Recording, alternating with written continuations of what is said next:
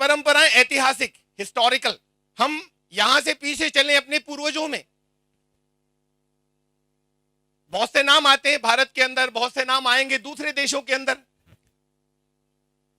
और पीछे चलें तो मानवता सिमटती जाएगी। अभी इस पर तो हम मान लीजिए कि कुछ मतभेद हो कि सृष्टि शुरू हुई क्या एक इंसान, एक मां और एक बाप से, एक स्त्री और पुरुष थे, या शुरू में कुछ थोड़े से लोग थे एक साथ आ गए उनसे शुरू हुई, इस पर तो कुछ मतभेद हम ले लें या कर लें। वो थोड़े से जो थे वो किसी एवोल्यूशन या विकास के थ्रू बने थे या अचानक ईश्वर ने उत्पन्न कर दिया था, अभी इसकी बात भी नहीं करते। लेकिन कुछ थोड़े से लोगों से या एक माता पिता से सृष्टि शुरू हुई, फिर ये दुनिया के अंदर, विश्व के अंदर बहुत लंबा परिवार बन गया और सबके खानदान अलग अलग हो गए और सब बहुत दूर हो गए।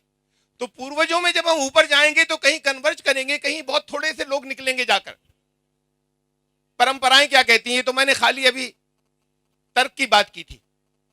हमारे यहां भारत के अंदर एक परंपरा बहुत पुरानी चली आ रही है, जो यहां के तकरीबन करीब करीब सारे पुराणों के अंदर है। उसके कुछ बीज वेदों में भी मिलते हैं, इशारे शतपथ ब्राह्मण के अंदर भी मिलते हैं। और वो ये है कि प्राचीन काल में कभी एक मनु महाराज थे। एक बात कह दूं मैं, यहां मनु किसी का नाम नहीं था, 14 मनु हुए हैं, उनके नाम पे 14 मनवंतर हैं अलग अलग।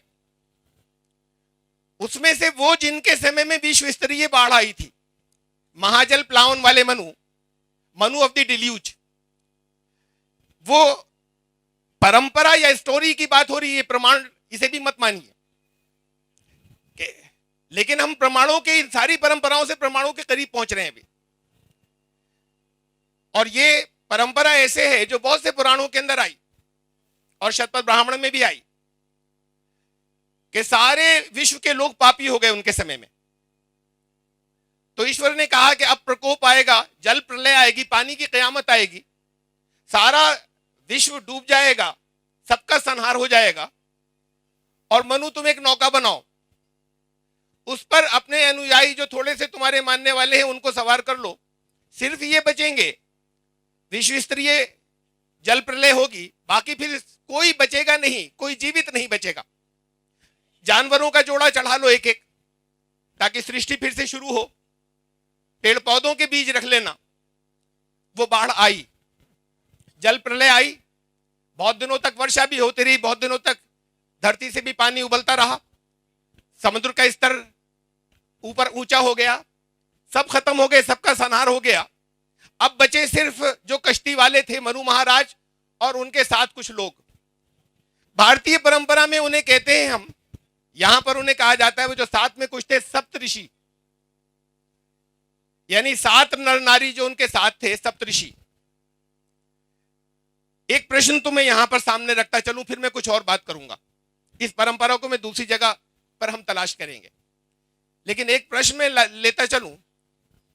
कुछ लोग ऐसा कहते हैं कि जब सृष्टि शुरू हुई तो ब्रह्मा जी ने जब सृष्टि रचाई तो सिर से अपने ब्राह्मण को पैदा किया, पैर से शूद्र को पैदा किया, और भुजाओं से और हाथों से और कमर से क्षत्रिय और वैश्य को पैदा किया।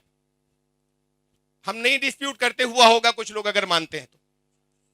लेकिन सृष्टि के बीच में कभी तो ऐसा एक समय आया इतिहास के अंदर जब ब्राह्मण था तो वो भी पापी हो गया, शूद्र था तो वो भी पापी हो गया, और सबका संहार हो गया, सब डूब गए, बचा कोई नहीं।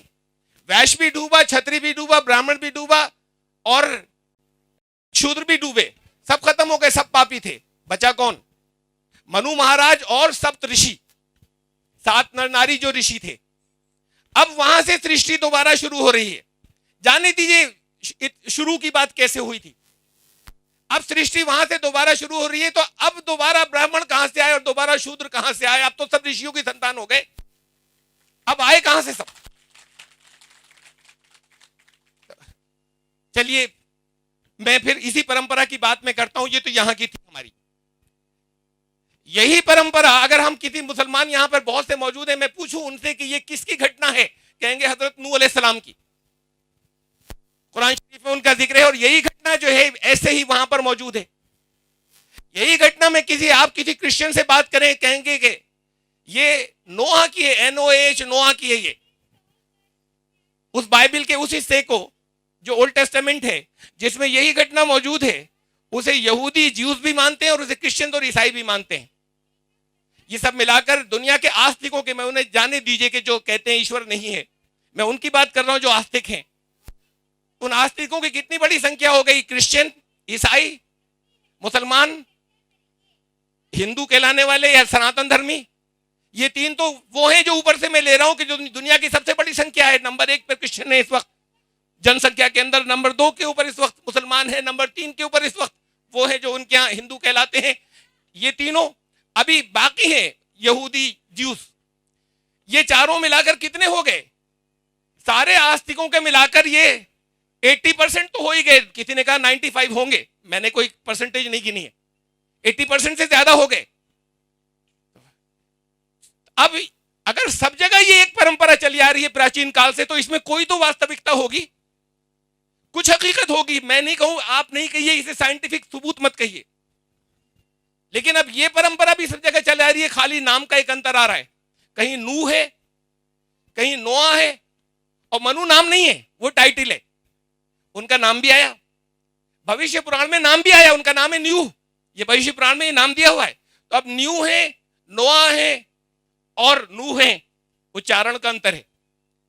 एक ही नाम के साथ में ये परंपरा दुनिया के अलग अलग, जो कहते हैं कि हम अलग अलग मजहबों को मानने वाले हैं, उनकी 80% से ज्यादा लोगों के यहां चली आ रही है। तो कुछ तो वास्तविकता होगी। ये हमारी प्राचीन परंपरा यहां पर, यानी हमारे सबके पूर्वज एक ही हुए, उन पूर्वजों से चल रहे हैं। अब आगे कैसे अलग अलग हो गए जाकर।